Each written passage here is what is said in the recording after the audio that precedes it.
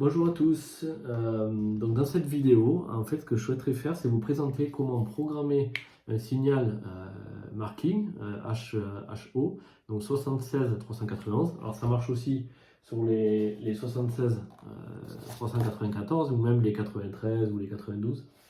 C'est le même mode, donc avec une mobile station 2, comme celle que j'ai, voilà, sur un réseau digital. En fait, il n'y a pas de manuel qui définit ce fonctionnement-là. Il y a celui avec les claviers digitaux, mais donc c'est celui qui se rapproche le plus.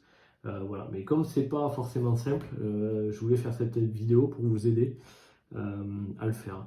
Donc quand vous ouvrez le signal, alors là, le signal, voilà, j'ai déjà déballé, hein.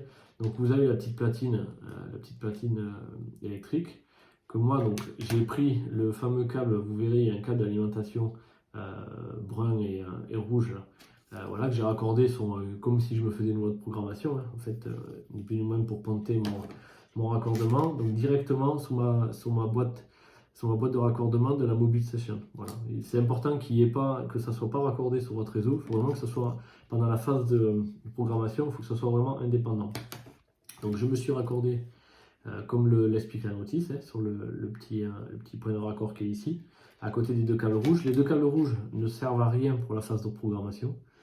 Ils servent surtout après en exploitation pour l'alimentation de la voix. Et donc, truc très important, alors là, sur cette version-là de signal, parce que c'est un signal que j'ai acheté d'occasion, il y a la petite comment ça s'appelle, platine, elle est montée sur ce socle blanc, et en fait, vous avez une espèce de câble. Voilà. Dans les versions supérieures, enfin, dans les mises à jour, ils ont fait ce petit bout de carton qui est beaucoup plus pratique, qui est placé en fait directement derrière le signal. Ici, vous voyez, il y a deux trous là. Voilà. Donc moi, je vais venir le remettre comme si j'étais en position d'ouverture, voilà, du carton. C'est pas forcément facile. Voilà. Donc là, je suis en position. Ça permet en fait de faire contact sur la platine à deux endroits. Voilà.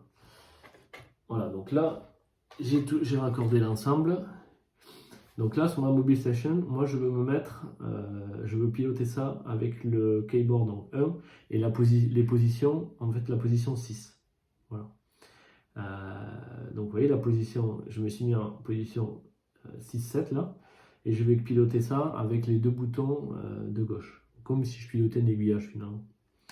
Donc une fois que j'ai fait ça, tout est raccordé, on appuie sur stop pour lancer l'alimentation de la voix.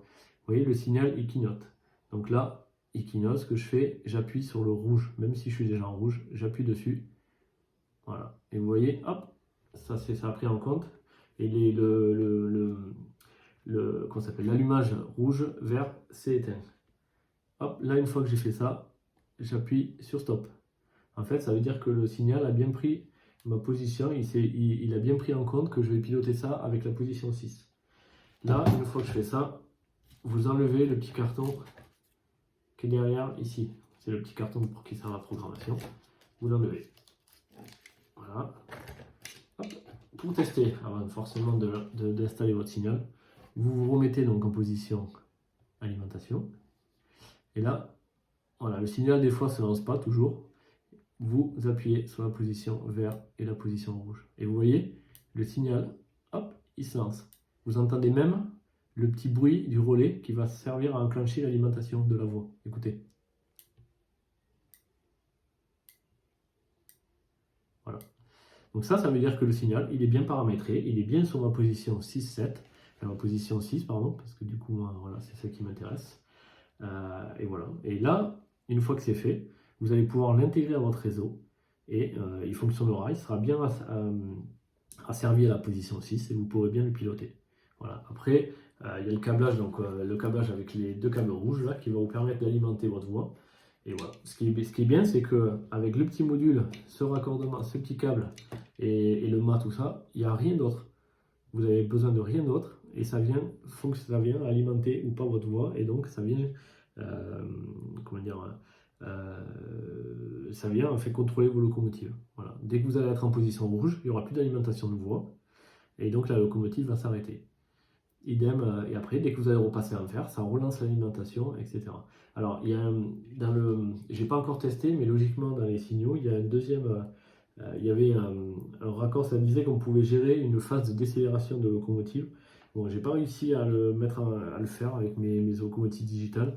Voilà, c'est la position des fameuses CV, ce qu'on appelle. Et voilà, j'ai pas encore testé parce que je suis en train de faire mon réseau et je suis en train de placer mes signaux.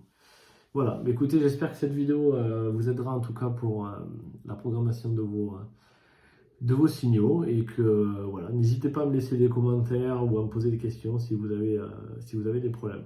Voilà, écoutez, je vous souhaite un bon bricolage sur vos réseaux et puis une bonne journée. Au revoir.